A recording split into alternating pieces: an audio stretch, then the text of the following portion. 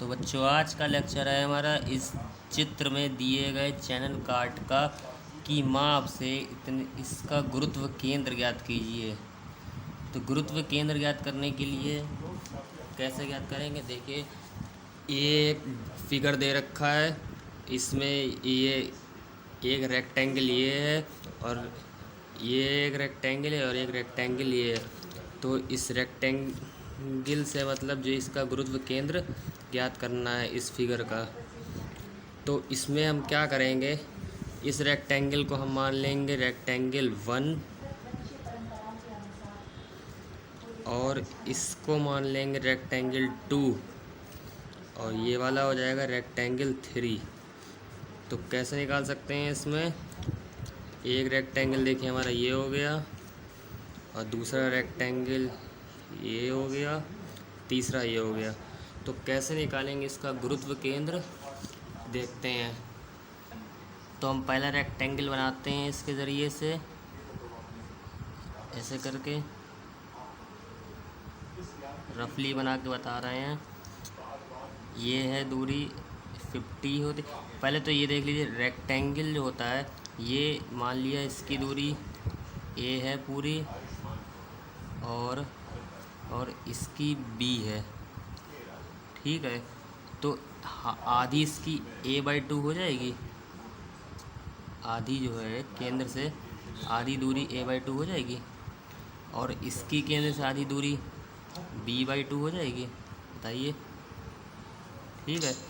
तो ये मतलब लंबाई और जो आधार ये मतलब हाफ हाफ, जैसे अगर ये रेक्टेंगल हो गया, ठीक है, और जो है ये मान लिया 50 है और ये मान लिया 15 है। तो 50 है तो इसकी ये आधी कितनी हो जाएगी, 25 हो जाएगी, आधी दूर डिस्टेंस, और इसकी आधी 7.5 हो जाएगी ये, ठीक है। तो पहला रेक्टेंगल इसी के ज़रिए से लेते हैं, इसे ये ले रखा है पहला रेक्टेंगल, इसमें क्या है यानी कि 50 है और 7.5 है, वो सॉरी 15 है। तो आधी इसकी सेंटर से नहीं लेनी होती है हमको, सेंटर से ये कितनी हो जाएगी 25 और ये 7.5। तो जो है इसके ज़रिए से अगर हम इसका इसका क्षेत्रफल निकालना हो रेक्टेंगल का, तो A1 मानेंगे, इसलिए क्योंकि जो है पहला रेक्टेंगल हम ले रहे हैं ये, इसलिए A1 मानेंगे। A1 अगर निकालेंगे तो कितना आएगा इसके ज़रिए से, देखिए ये इसमें सूत्र लगता है। पहले तो x बराबर होता है A1x1 plus A2x2 plus A3x3, A1 plus A2 plus A3, ये इसका सूत्र होता है निकालने का।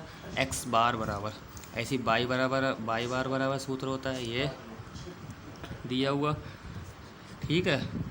तो हम इसके ज़रिए से A1 रेक्टेंगल का क्षेत्रफल निकालेंगे। तो रेक्टेंगल का क्षेत्रफल क्या होता है पता होना चाहिए आपको, लंबाई गुणे आधार, लंब गुणे आधार, यानी कि लंब, ये पहला वाला हमने ले रखा है रेक्टेंगल, ये देखिए। तो लंब कितना है, आधार है 50 और लंब है 15। तो ये 15 to 15 हो जाएगा। तो इसके ज़रिए से कितना आएगा 750 mm² आ गया, ठीक है। और ऐसी A2 रेक्टेंगल देख लो, A2 रेक्टेंगल यहाँ ये माना है इतना, ये दूसरा। अच्छा ये देखिए ये दूरी 15 है, ठीक है, और 15 ये है, और पूरी कितनी 100 है। तो 100 में से 15 इधर निकाल दो और 15 इधर निकाल दो, 30। तो ये दूरी की पता चले कितनी आ जाएगी, ये दूरी कितनी 70 आ जाएगी कि नहीं आएगी, बताइए 70 आ जाएगी। तो A2 के लिए निकाल लेंगे हम रेक्टेंगल A2 70 और अंदर की जो है वो 15 ही है, तो 70 इंटू 15 तो कितना हो जाएगा ये 150 हो जाएगा mm²। इसी थर्ड रेक्टेंगल का एरिया देख लीजिए। सबसे पहले सबके हमको एरिया निकालने पड़ते हैं, उसके बाद जो है A3 के लिए ये ऊपर वाली 50 है तो आधार इसका भी 50 ही होगा, और ये 15 होगी हाइट, तो जो है 50 इंटू 15 तो ये कितना हो जाएगा, ये भी 750 mm²।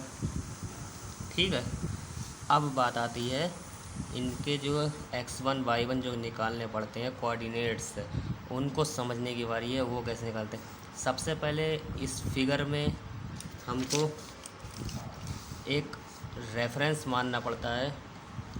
ये अक्ष के से y अक्ष से ये रेफरेंस, और एक x अक्ष से हम ये रेफरेंस लाइन खींचते हैं।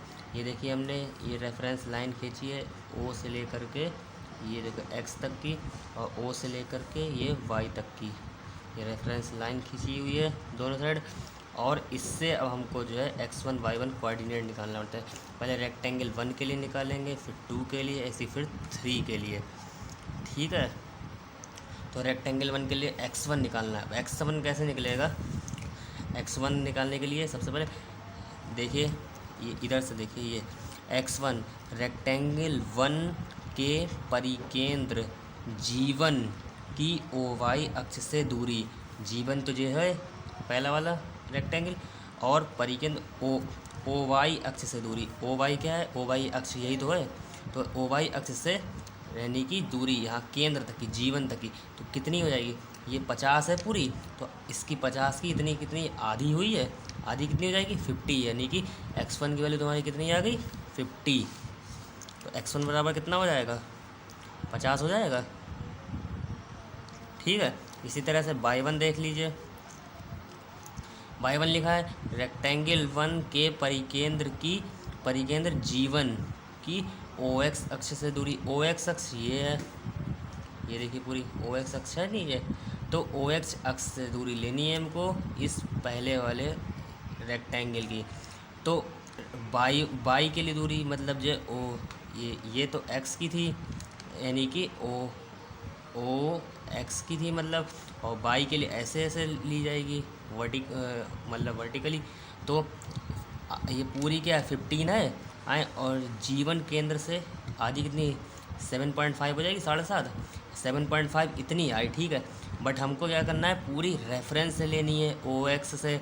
देखिए OX अक्ष से दूरी, यानी कि पूरी रेफरेंस लें, पूरी रेफरेंस से ये कितनी दूरी आएगी, ये इतनी 7.5 हो गई। ठीक है, यहाँ से यहाँ तक की दूरी कितनी है 70 है, ये 70 और प्लस इधर ये 15, 70, 15 और 7.5, तो ये कितना हो जाएगा 70, 15, तो ये कितनी आ जाएगी 92.5। तो y1 हमारा कितना निकल के आया 92.5। ये कैसे 92.5 आ जाए, यहाँ से यहाँ तक की दूरी 7.5, और चूँकि हमको पूरी रेफरेंस निकालनी पड़ती है तो रेफरेंस के लिए हमको पूरी यहाँ तक लानी पड़ेगी, इसलिए ये जितनी भी दूरी हैं इन सबको ऐड करके तब निकलेगी। इसी तरह से अब रेक्टेंगल 2 की बात करते हैं। रेक्टेंगल 2 के लिए देखो क्या लिखा है, रेक्टेंगल 2 G2 की OY अक्ष से दूरी, यानी कि ये G2 है, ये देखिए ये G2 की OY अक्ष से दूरी, OY यानी कि ये O और OY अक्ष से, यही तो है अक्ष से दूरी कितनी आएगी, ये पूरी 15 है तो आधी कितनी हो जाएगी, ये भी 7.5 हो जाएगी OY अक्ष से दूरी। तो यहाँ पे कितनी आ जाएगी x2 7.5।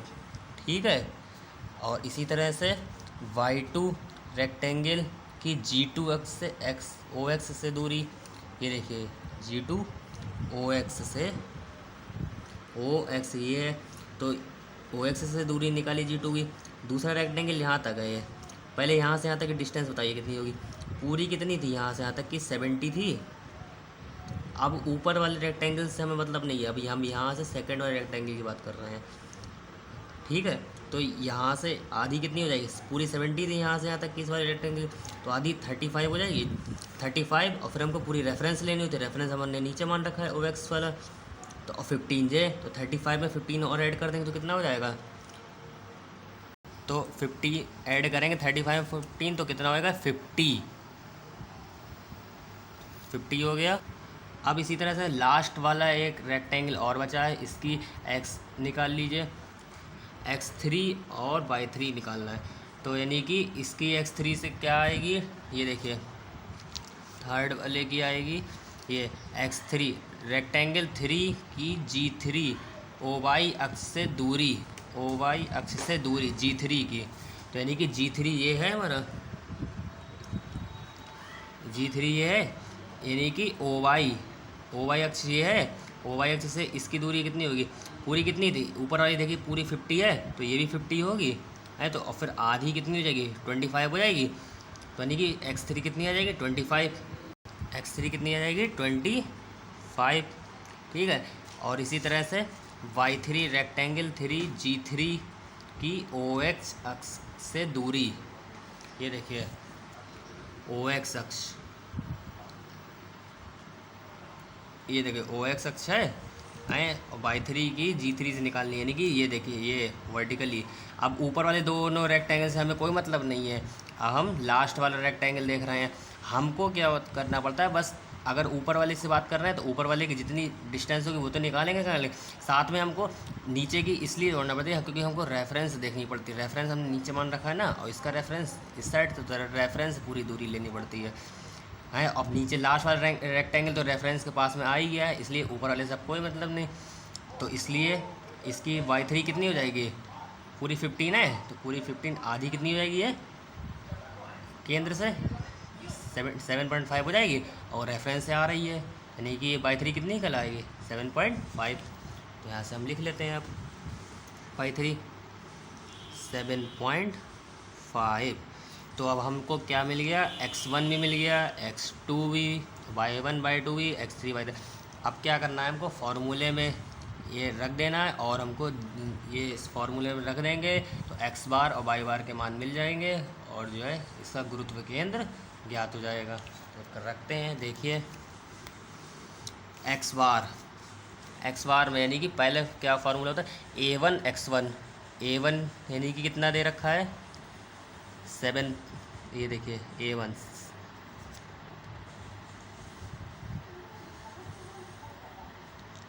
मल्टीप्लाई a1 x1 है 50 प्लस a2 दे रखा है 150, और x3 x2 7.5 प्लस a3 दे रखा है, a3 का वैल्यू है हमारे पास 750 मल्टीप्लाई, और x3 की वैल्यू कितनी है, x3 की वैल्यू है 25, अपॉन में क्या आएगा a1 plus a2 plus a3। तो इसको सॉल्व कर लो, इसको जब सॉल्व करेंगे तो कितना आंसर आएगा, को हम सॉल्व करेंगे तो आंसर हमारे पास आएगा 17.79। ये x बार की वैल्यू निकल ही आई, और इसी तरह से आप y बार की वैल्यू अपने आप से निकाल लेंगे, और जो है कुछ नहीं करना है, इस फार्मूले में खाली a1 x y1 वगैरह की वैल्यू रखनी, सबकी वैल्यू दे रखी है आपको, वैल्यू रख करके y बार की वैल्यू भी निकल आएगी। इसी तरह से इसका ये G1 मतलब केंद्र ज्ञात हो गया। तो आज के लेक्चर में बस इतना ही, फिर मिलते हैं नेक्स्ट लेक्चर में, तब तक के लिए बाय। अगर मेरी वीडियो को अच्छी लगी हो तो लाइक करें और चैनल को सब्सक्राइब करें।